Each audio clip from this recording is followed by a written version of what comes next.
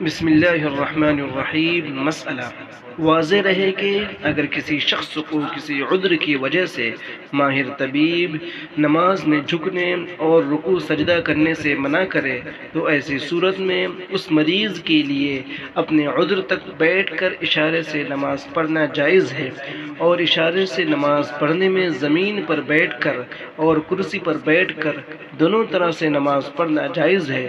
البتہ زمین پر بیٹھنے کی قدرت ہو تو زمین پر بیٹھ کر اشارے سے سجدہ کر کے نماز ادا کرنا زیادہ بہتر اور افضل ہوگا، کیونکہ زمین پر بیٹھ کر سجدے کا اشارہ حقیقی سجدے کے زیادہ مشابہ اور قریب ہے، اور اشارے سے سجدہ کرنے کی صورت میں رکوع کی بنسبت کچھ زیادہ جھکنا ہوگا۔